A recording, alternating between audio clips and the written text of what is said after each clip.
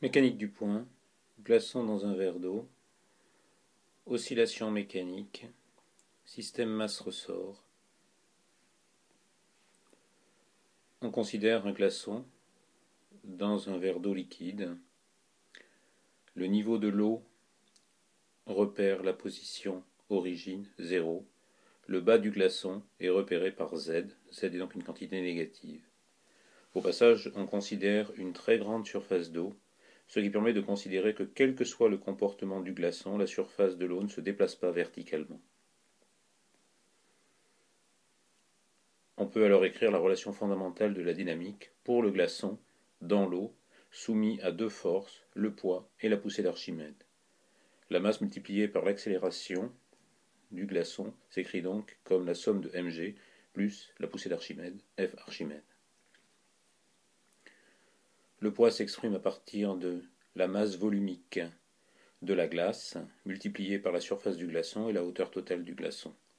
ρS c'est en kg par mètre cube, la surface en mètres carrés, la hauteur en mètres.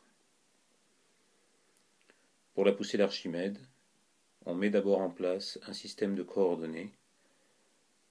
La glace donc à la surface de l'eau, une hauteur du glaçon totale de H total.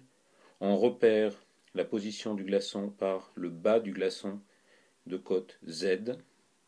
L'origine de l'axe Z est fixée à la surface de l'eau et un vecteur K unitaire est orienté vers le haut.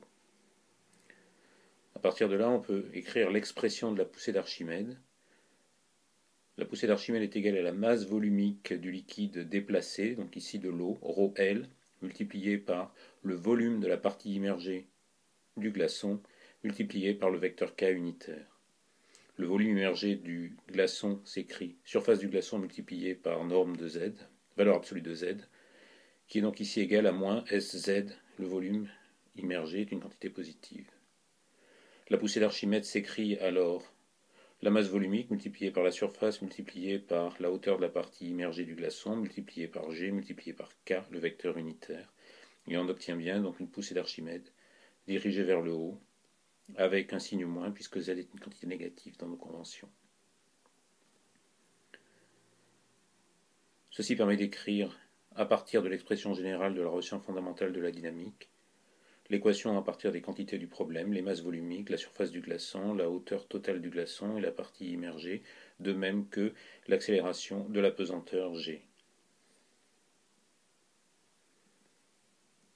À partir de cette équation, on considère le cas à l'équilibre, aucun mouvement du glaçon, il n'a donc ni accélération A égale 0, ni vitesse V égale 0. Réécrire la relation fondamentale de la dynamique sans accélération permet d'accéder à la partie émergée du glaçon à l'équilibre, Z équilibre donc, qui est égal à moins la masse volumique du solide divisé par la masse volumique du liquide multiplié par la hauteur totale du glaçon. Dans le cas de l'eau, cas très spécifique, la masse volumique du solide est inférieure à la masse volumique du liquide, le glaçon flotte, et la valeur absolue de Z, équilibre, est inférieure à H total. On peut passer maintenant à l'étude des oscillations du glaçon. Mettre le glaçon en oscillation se fait en appuyant légèrement dessus avec le doigt, par exemple. On réécrit l'équation fondamentale de la dynamique en reprenant les quantités énumérées précédemment. Au passage, évidemment, l'oscillation du glaçon est une oscillation amortie. On n'en tient pas compte, on s'intéresse uniquement à la valeur de la fréquence d'oscillation et non pas à son comportement amorti. Ici, on fait un changement d'origine pour le glaçon. On écrit petit z, position à tout instant du bas du glaçon, égale position du bas du glaçon à l'équilibre, z équilibre calculé précédemment, plus grand Z, qui est donc la différence entre les deux.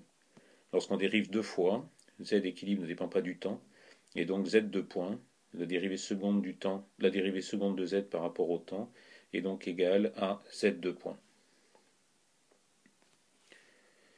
On reprend alors encore une fois la relation fondamentale de la dynamique, et on injecte tous les changements et définitions que nous venons d'appliquer. Ceci conduit à une équation différentielle en grand Z qui contient uniquement un terme en Z de point et un terme en grand Z. L'étude de cette équation différentielle permet de l'écrire en fait comme l'équation différentielle bien connue d'un système masse-ressort, Z de point plus oméga 2 Z égale 0. Oméga 2, la fréquence d'oscillation du glaçon à la surface de l'eau, s'écrit donc simplement comme masse volumique du liquide divisé par masse volumique du solide multiplié par G et divisé par H total.